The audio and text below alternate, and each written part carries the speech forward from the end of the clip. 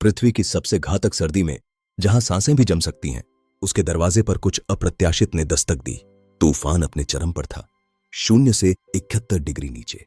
पहले तो उसने सोचा कि यह सिर्फ हवा है, लेकिन फिर उसने उसे दोबारा सुना, एक कमजोर, हताश पुकार। यह किसी ऐसे जानवर जैसा नहीं लग रहा था जिसे वह जानती थी। उस जमी हुई नरक में कोई अपनी जान के लिए लड़ रहा था। उसने धीरे से दरवाजा खोला, तेज हवा का सामना करते हुए। बर्फीला तूफान अंदर गरज उठा, उसे एक पल के लिए अंधा कर दिया, और उसने जो देखा उसने उसे अंदर तक झकझोर कर रख दिया। एक नन्हा शेर अपने घर से हजारों मील दूर जम रहा था। वह मौत से बस कुछ ही पल दूर था।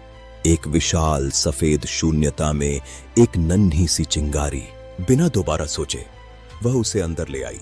समय निकलता जा रहा था। इस बचाव में हर सेकंड मायने रखता था। एक गलती और वह रात भर जीवित नहीं रह पाता। उसने प्रार्थना की कि आग की गर्मी उसके जमे हुए खून को पिघलाने के लिए काफी होगी। वह जागती रही, उस पर नजर रखती रही जबकि बाहर तूफान चल रहा था। घंटों तक उसने अपनी पूरी ताकत के साथ ठंड से मुकाबला किया। वह पहले पीने के लिए बहुत कमजोर था। उसने हार नहीं मानी। वह प्रोत्साहन के शब्द फुसफुसाती रही, प्रार्थना करती रही कि वह जीवित रहे। और फिर कुछ बदल गया। एक हलचल। उसने अपनी आंखें खोली। जीवन की एक नन्ही सी चिंगारी लौट आई। जमे हुए दुःस्वप्न के बीच एक चमत्कार। धीरे धीरे उसके नन्हे शरीर में शक्ति लौट आई। बर्फ चली गई थी। उसकी जगह एक मुलायम सुनहरे कोट ने ले ली थी। जो एक हताश बचाव के रूप में शुरू हुआ था, वह एक बंधन बन गया। साइबेरियाई तूफान से भी मजबूत बंधन।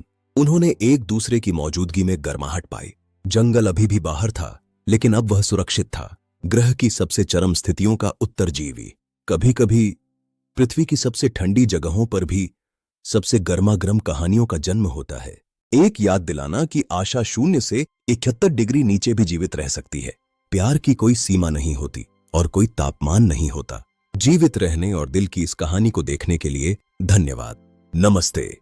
जीवित रहने और दिल की इस कहानी को देखने के लिए धन्यवाद।